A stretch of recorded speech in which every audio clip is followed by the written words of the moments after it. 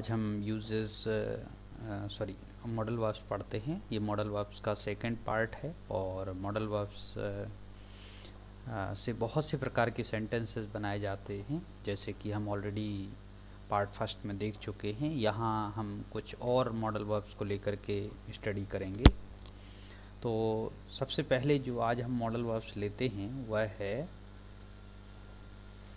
देखिए, माइट का प्रयोग सकता है के अर्थ में जनरली प्रयोग किया जाता है। माइट मतलब सकता है। इसका प्रयोग जनरली फॉर नेगेटिव पॉसिबिलिटीज़ के लिए किया जाता है, जहां आप नकारात्मक संभावनाओं को बताना चाहते हैं। ऐसी संभावनाएं बताना चाहते हैं जो शायद घटित नहीं हो पाएंगी, ऐसी संभावनाओं को आप माइट से बताते हैं। नकारात्मक संभावना, जैसे वह आज अमेरिका जा सकता है, तो ये मतलब हम सोच रहे हैं कि वो शायद नहीं जाएगा, इसलिए ऐसा सेंटेंस बनाया गया है। वह आज अमेरिका जा सकता है तो he might go to America today. अगर इसमें मे लगा देंगे तो संभावना ज़्यादा हो जाएगी जाने की, और माइट लगा दिया है मतलब हमें यकीन नहीं हो रहा है कि वो अमेरिका जा सकता है। नेक्स्ट है, अतुल आज गाना गा सकता है। अतुल आज गाना गा सकता है, इसका मतलब कहने का ये हुआ कि मुझे नहीं लग रहा है कि अतुल गाना गा सकता है, इसलिए मैं ऐसा वाक्य बोल रहा हूँ। तो Atul might sing a song today. इसको हम ऐसे ही बना सकते थे, Atul may sing a song today, लेकिन मे लगा देने से संभावना ज़्यादा हो जाएगी किसी भी काम को करने की, और माइट लगाने से संभावना कम रहेगी किसी भी काम को करने की। वे इस वर्ष परीक्षा में पास हो सकते हैं। हमें यकीन ही नहीं हो रहा है वो पास हो सकते हैं, इसलिए हमने क्या लगाया हुआ है, might. They might pass in the exam this year. तो इस तरीके से हमने देखा कि हम माइट का प्रयोग करके किसी भी वाक्य में ऐसी संभावनाएं बताते हैं जिनके संभावना या जिनके घटित होने के चांस बहुत कम होते हैं। जैसे आज पानी गिर सकता है। आज पानी गिर सकता है, तो कैसे बनाएंगे इस सेंटेंस को ज़रा देखते हैं। आज पानी गिर सकता है मतलब हमें संभावना कम लग रही है किसी भी काम के होने की, तो इसको बनाएंगे हम, आज पानी गिर सकता है, it might rain today. It might rain today मतलब हमें संभावना कम लग रही है, इसलिए हमने क्या लगाया हुआ है, इट लगाया हुआ है, सॉरी माइट लगाया हुआ है, इट माइट रेन टुडे। अगला सेंटेंस देखते हैं। अगले सेंटेंस में क्या है, कपिल मेरे घर आ सकता है। तो इसको कैसे बनेंगे, Kapil might come my home. Kapil might come my home, Kapil मेरे घर आ सकता है, Kapil might come my home. इस तरीके से ये सेंटेंस बनेगा। नेक्स्ट है, उसका दोस्त आज पानी भर सकता है। तो उसका दोस्त आज पानी भर सकता है, तो हिज फ्रेंड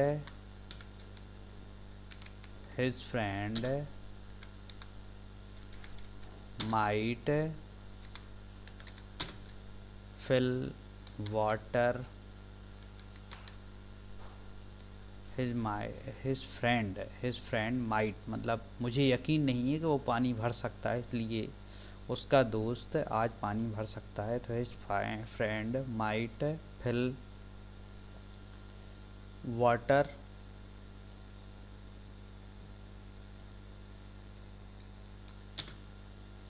टुडे। तो इस तरीके से हमने ये सेंटेंस बनाया। तो his friend might fill water today.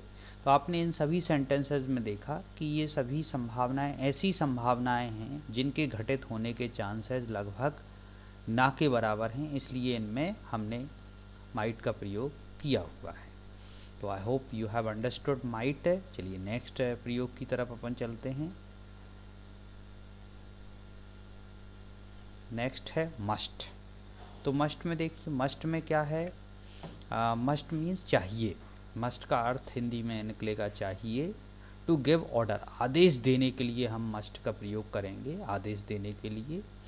तुम्हें रोज स्कूल जाना चाहिए, तो you must go to the school daily, मतलब हम ऑर्डर दे करके किसी को बोलेंगे तो मस्ट लगाएंगे।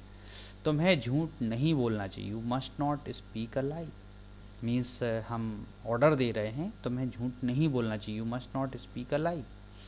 नेक्स्ट है, तुम्हें इस तरह के काम नहीं करना चाहिए, तो you must not do this type of work, you must not do this type of work, मतलब यहाँ पर आप ऑर्डर दे रहे हैं कि आपको इस तरह के काम नहीं करना चाहिए। तो आदेश देने के लिए हम मस्ट का प्रयोग करते हैं, तो ध्यान रखिए जनरली हम अपने से छोटों के लिए हम मस्ट का प्रयोग करते हैं जब हम आदेश देना चाहते हैं। उसे मेरे घर आना चाहिए, अब यहाँ पर हम ऑर्डर दे करके किसी से बात कर रहे हैं कि उसे ऐसा काम करना चाहिए, तो उसे मेरे घर आना चाहिए, इसको कैसे बनाएंगे? ही अस्सी कुछ भी हो सकता है, एक लड़का भी हो सकता है, लड़की भी हो सकती है, तो ही मस्ट कम कहाँ पर? माय होम, मेरे घर पर, he must come my home. तुम्हें अपना काम समय पर करना चाहिए, तो तुम्हें अपना काम समय पर करना चाहिए, तो you must do your work on, you must do your work on time, you must do your work on time. हमें रोज समाचार जरूर सुनना चाहिए, तो हमें रोज मतलब we must listen to news daily, we must listen to news daily. तो मस्ट और आदेश देने के लिए किया जाता है, तो इस तरीके से हमने मस्ट का प्रयोग किया। I hope you have understood must. चलिए मस्ट का सेकंड प्रयोग देखते हैं।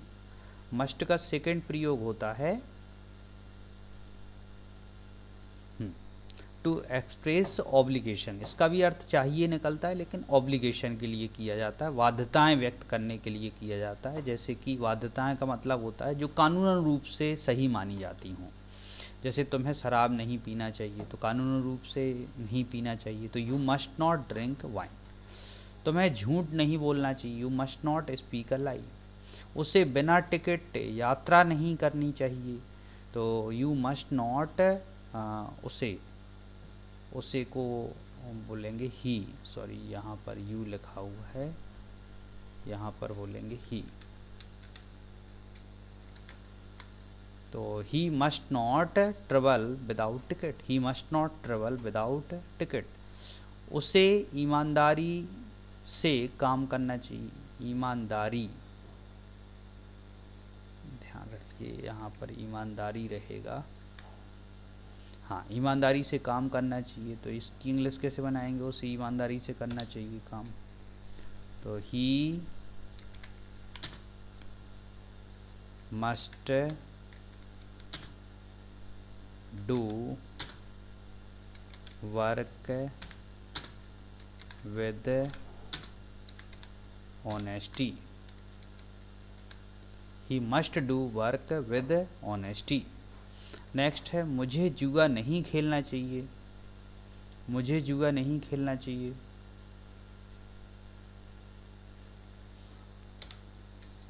तो I must not play gambling. Gambling मतलब होता है जुआ, तो I must not play gambling. उससे किसी को धोखा नहीं देना चाहिए, उससे किसी को धोखा नहीं देना चाहिए, तो ही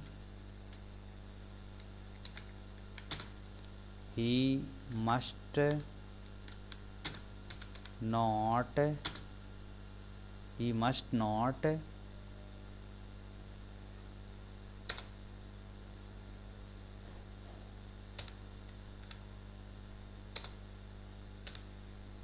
he must not cheat he must not cheat any बडी,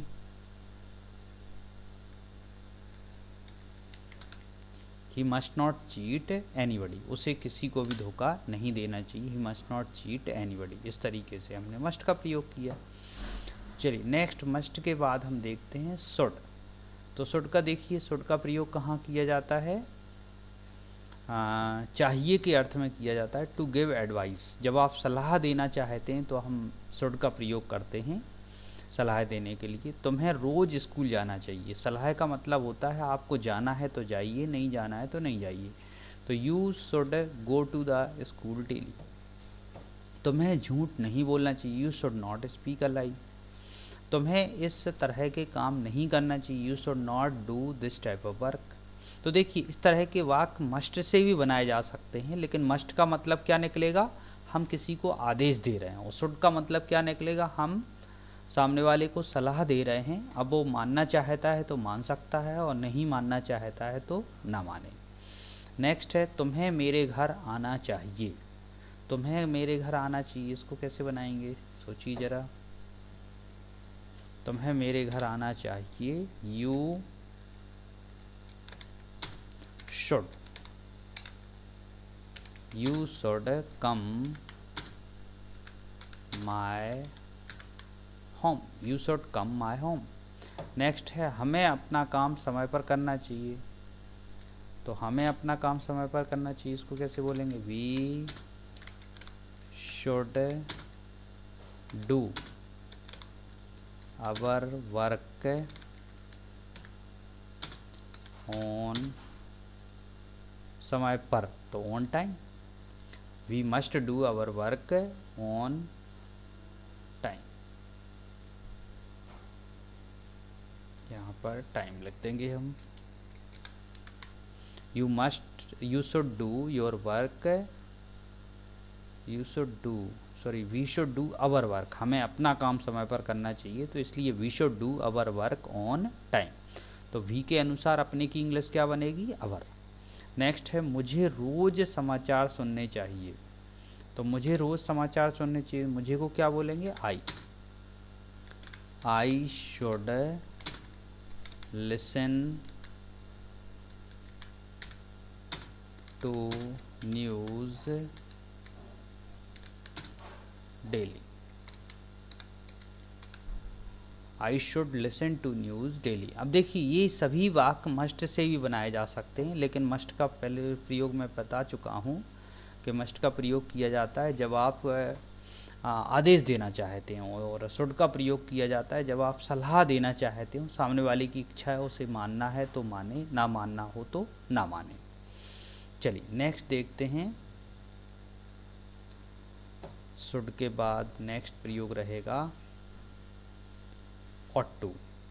अब ought to का प्रयोग कहाँ करते हैं ये भी देखते हैं। ought to मतलब भी चाहिए होता है, ये शुड के बराबर ही होता है। आप ought to की जगह पर शुड भी लगा सकते हैं। For rules regulation and respect, जब आप रूल्स रेगुलेशन और रिस्पेक्ट की बात करते हैं तो वहाँ ought to का प्रयोग किया जाता है, नियम कायदों एवं आदर के लिए। तुम्हें बड़ों का सम्मान करना चाहिए, तो you ought to respect elders, you ought to respect elders, you should respect elders ऐसा भी चल जाएगा। तुम्हें यातायात के नियमों का पालन करना चाहिए, you ought to obey the traffic rules, you ought to obey the traffic rules।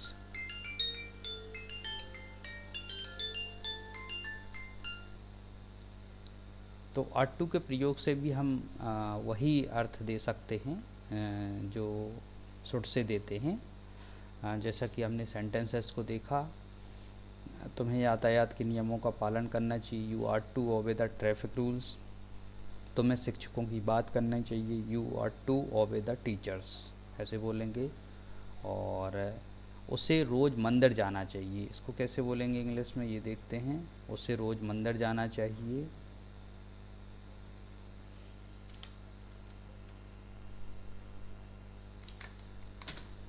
he should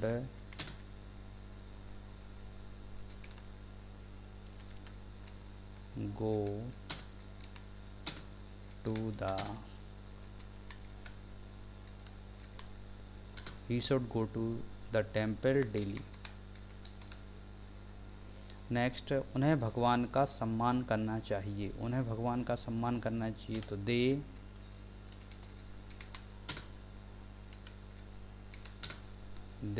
ought to respect they are to respect the god।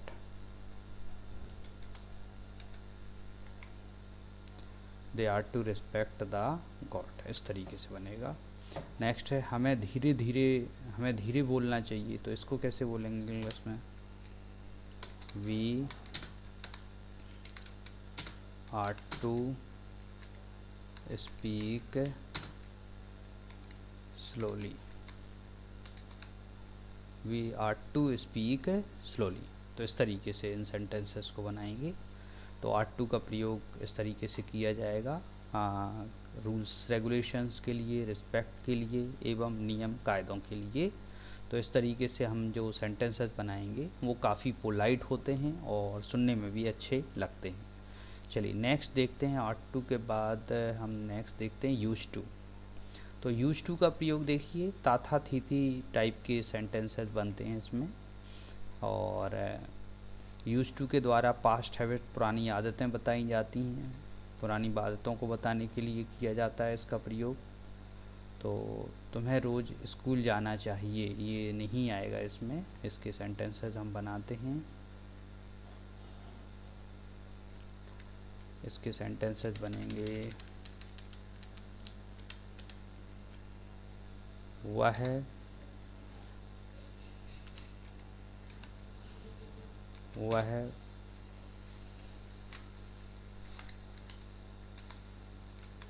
पानी रोज भरता था। वह रोज पानी भरता था। अब देखिए, वह रोज पानी भरता था, इसका मतलब वो अब नहीं करता है, पहले ऐसा काम किया करता था, इसलिए उसमें हम यूज टू का प्रयोग करेंगे। तो इसको इंग्लिश में बनाएंगे, he used to fill water daily. He used to fill water daily. Next है, नेक्स्ट सेंटेंस बनाते हैं, पवन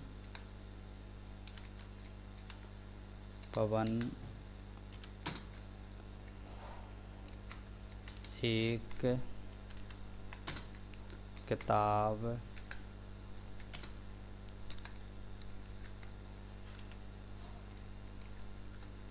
पढ़ता था। पवन एक किताब पढ़ता था। तो इसको इंग्लिश में बनाएंगे,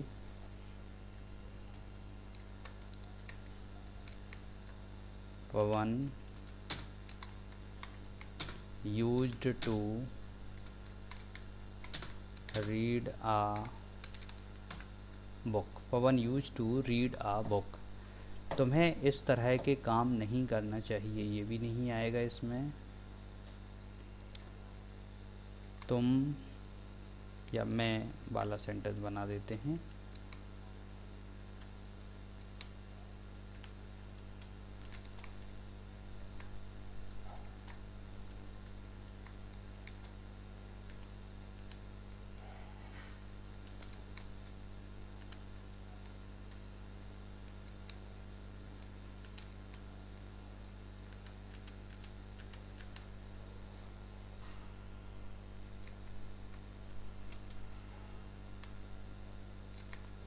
मैं एक कहानी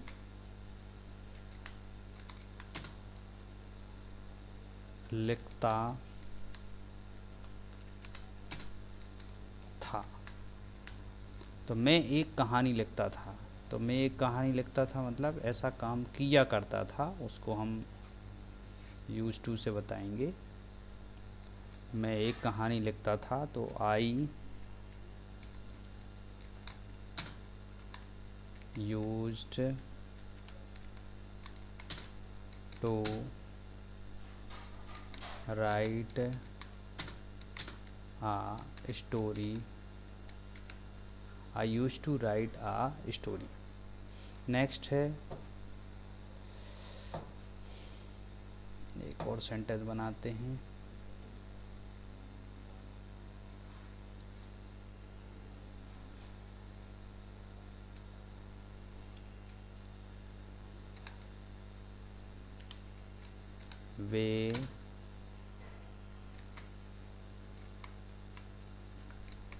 वे मेरे घर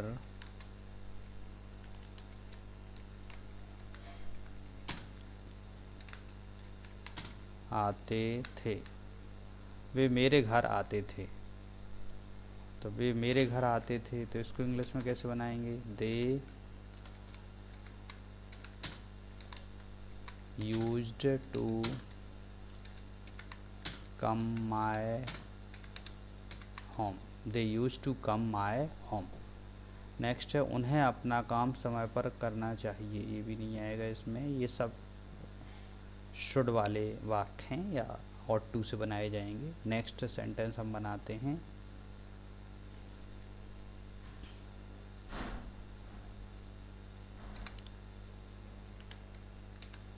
वह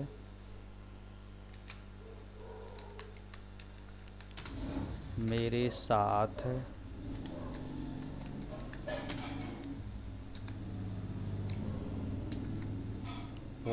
साथ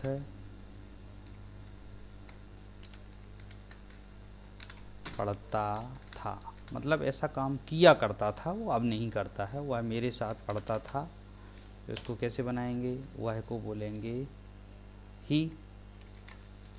तो ही यूज्ड टू स्टडी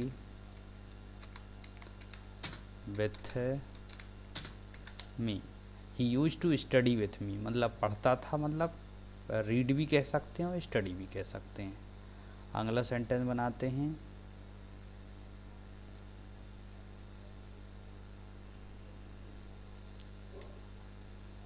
हम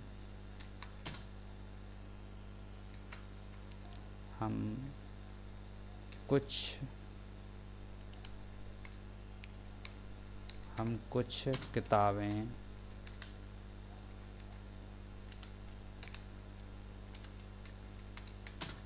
रोज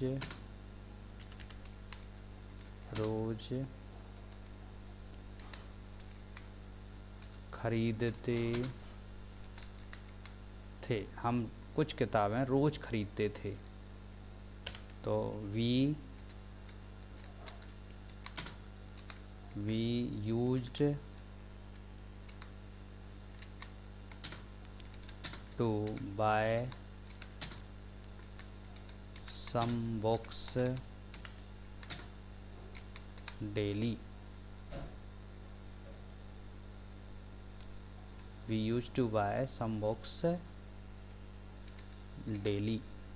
तो इस तरीके से हमने यूज टू का प्रयोग किया। यूज टू से हम जो भी पुरानी आदतें हैं जो पहले हमारी थीं अब नहीं हैं, तो ऐसी आदतों को बताने के लिए हम यूज टू का प्रयोग करते हैं। आई होप आपको ये यूजेस समझ में आए होंगे। नेक्स्ट यूजेस हम अगले पार्ट में देखेंगे। ये पार्ट सेकेंड आप बार बार देखें और अपने दोस्तों को भी शेयर करें, जिससे उनका भी इम्प्रूवमेंट आ सके। और कमेंट में ज़रूर लिखें कि इसमें आपको क्या प्रॉब्लम्स आई, किन चीज़ों में आपको दिक्कत महसूस हुई और कौन सी चीज़ें आपको अच्छी लगीं, जिससे आगे की वीडियोज़ में थोड़ा सा इम्प्रूवमेंट लाया जा सके। Thank you very much. फिर मिलते हैं नेक्स्ट वीडियो में। Okay, thank you.